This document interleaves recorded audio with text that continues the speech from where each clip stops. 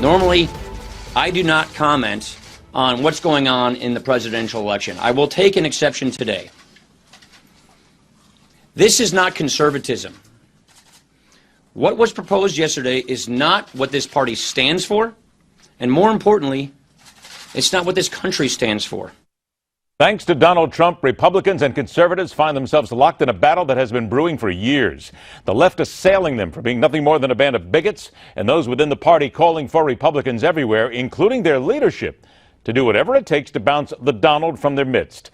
And at the end of the day, Trump gets stronger, and the fine wine accomplishes the opposite of what those leaders want. It all leads then to a very simple question. What exactly is conservatism heading for 2016, and who actually embodies what conservatism is supposed to stand for? Down to it with the man who wrote about what some consider the epitome of conservatism. His latest book, Last Act, The Final Years and Emerging Legacy of Ronald Reagan.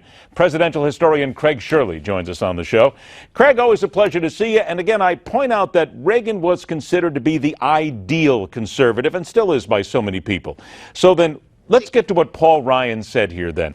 What is conservatism then in 2016 in comparison to Reagan, I guess, and who would be the perfect conservative? Well, that's a great question. I don't think, quite frankly, there's any difference between a Reagan conservative, or Reagan as a conservative in 1980, and a Reagan conservative now in 2015. Part of the pattern of principles is a consistency that goes back to the framers and the founders, which, as Reagan said, was maximum freedom consistent with law and order. It wasn't just maximum freedom, it was also law and order. And he understood, as do most conservatives, is that the defense of the Constitution against enemies, all enemies, foreign and domestic, is just as important a part of American conservatism as is freedom of speech, as is personal dignity and personal responsibility and personal privacy. So for Paul Ryan to say that it's not conservative is not quite correct, because Donald Trump is seeking, I think, inelegantly maybe, but to defend the Constitution against all enemies, foreign and domestic. This has happened before in our history, Ed, is that as recently as 1979, Jimmy Carter banned all Iranian citizens from coming into the United States as a result of the Iranian hostage crisis. We've done it before, and we may do it again. But fair to say, though, that when Jimmy Carter bounced Iranians out of the country, he was taking on Iranians. And what we have in a situation like this is we have a religion being bounced. Isn't that a little different? I suppose, on the other hand, you could argue it's a difference without a distinction. To Iranians who were barred from coming to the United States, they might have said, what difference does it make my religion? It's just that I've been barred myself. I think that at the end of the day, is that it's really about whether or not they constitute, a group of people constitute the potential threat to the United States of America. And so I think that's what Trump is advancing. As I said, he might be doing it inelegantly. He might be doing it wrongly, but at least he's floating ideas, which is a new phenomenon for this Republican Party, which doesn't seem to have any, the establishment of Republican doesn't seem to have any ideas except to kowtow to the national liberal media. Let's look at something interesting, though, about Donald Trump. First of all, there was a tweet from Trump yesterday that sent a very clear message to the Republican Party. It was saying, basically, the new poll indicates 68% of my supporters would vote for me if I departed the GOP and ran as an independent. In essence, he's saying, don't mess with me, because I'm the one setting the tone here. Craig, we thought about this morning. I cannot remember at any time in my adult life, and even going back in history, as I'm a bit of a history devotee as well, remembering when a presidential candidate was the one who basically dictated. Donald Trump right now is dictating what the RNC will do, how they'll do it, when they'll do it, how they will deal with him, and they're scared of him. In your measure as a historian, have we ever seen a time when a party has been so frightened about one of their candidates?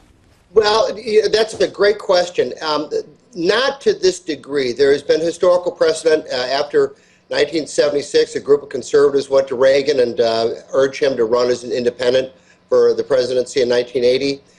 Dwight Eisenhower, as early as 1951, was being courted by both the Republican and Democratic parties to run as the nominee in 1952.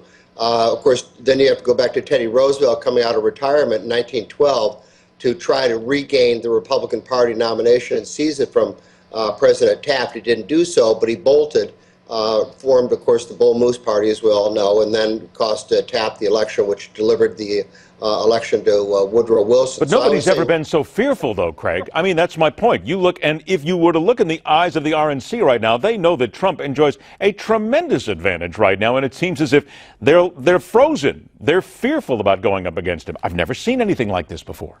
No, and you know what, Ed? They should be fearful, because right now is that, whether like it or not, he is the face of modern conservatism, and he's the face for many of modern republicanism, not the Republican National Committee or the factotums who work there. So they should be fearful, because he's holding all the cards and he knows it. I got about 30 seconds left here. Donald Trump likes to consider himself in comparison to FDR when it comes to Trump's idea to keep Muslims out of the country. 30 seconds here. What about that comparison? Does it hold water?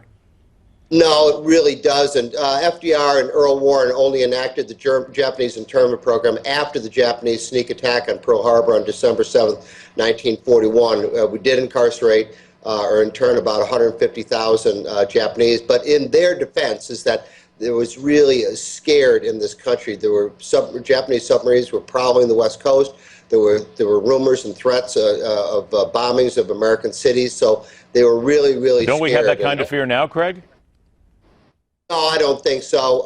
Is that, you know, it wasn't just Japanese Americans whose civil rights were violated. Virtually all Americans' civil rights were violated during World War II in one form or another. All right, let's go ahead and remind everybody once again about your book. It's a fascinating read. Last Act, The Final Years and Emerging Legacy of Ronald Reagan. Presidential historian Craig Shirley, thanks so much for joining us. Look forward to the next time we meet. Stay with us. The fastest 60 minutes in news continues.